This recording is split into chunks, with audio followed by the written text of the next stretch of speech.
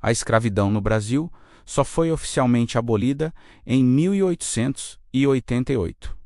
Fomos o último país do Ocidente a fazer isso. Agora imagine um cenário diferente. Imagine que o Brasil tivesse abolido a escravidão 50 anos antes, por volta de 1838, não por pressão internacional tardia, não por colapso do sistema, mas por decisão estratégica. Esse simples deslocamento no tempo mudaria completamente o país que conhecemos. Para entender o impacto disso, precisamos voltar ao Brasil do início do século XIX, naquele período.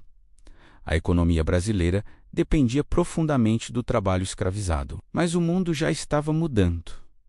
A Revolução Industrial avançava na Europa. O trabalho assalariado começava a se provar mais produtivo, mais flexível e mais lucrativo a longo prazo. Neste Brasil alternativo, parte da elite percebe isso cedo. O Império entende que manter a escravidão significa atraso tecnológico, dependência e isolamento internacional. Então, a decisão é tomada.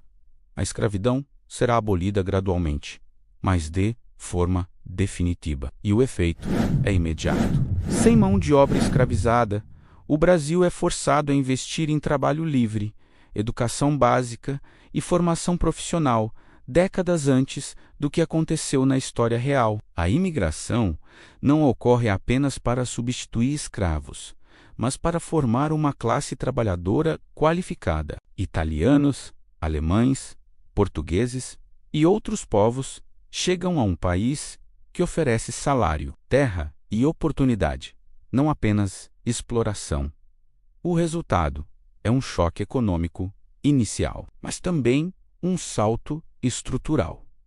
A industrialização começa mais cedo. Cidades crescem não só como portos de exportação, mas como centros produtivos. O Brasil deixa de ser apenas um fornecedor de matérias-primas e começa a produzir bens de maior valor. Mas o impacto mais profundo não é econômico, é social.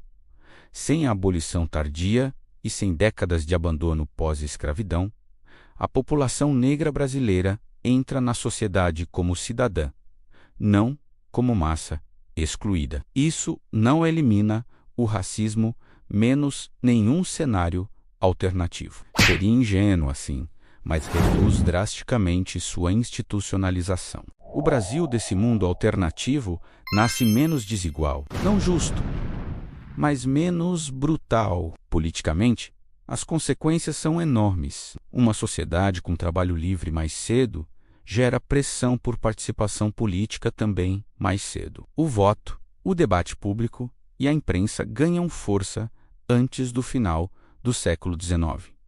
O Império se vê obrigado a se modernizar, ou perde legitimidade. Talvez a República venha antes, ou talvez o Império sobreviva como uma monarquia constitucional mais avançada, sem o trauma da escravidão tardia. Agora observe o Brasil no cenário internacional. Um país que aboliu a escravidão cedo passa a ser visto como nação progressista. O isolamento diplomático diminui.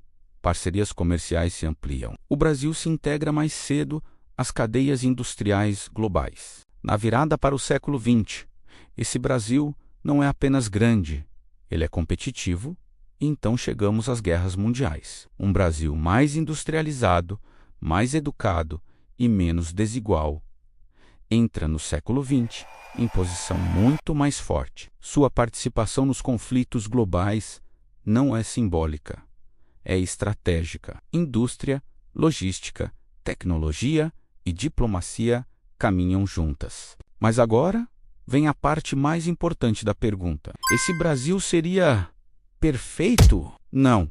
Conflitos sociais ainda existiriam.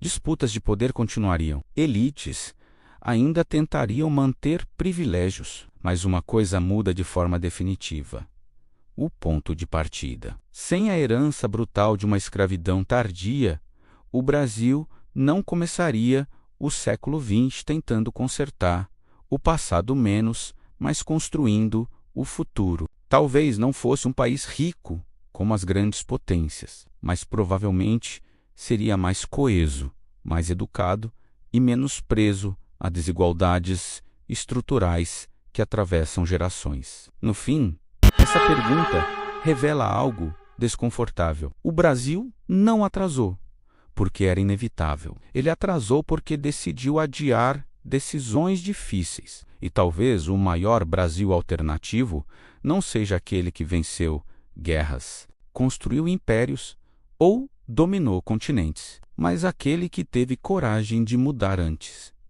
Aqui é o Max Histórias. E nesta série, a gente não muda o passado por fantasia. A gente muda o passado para entender o presente.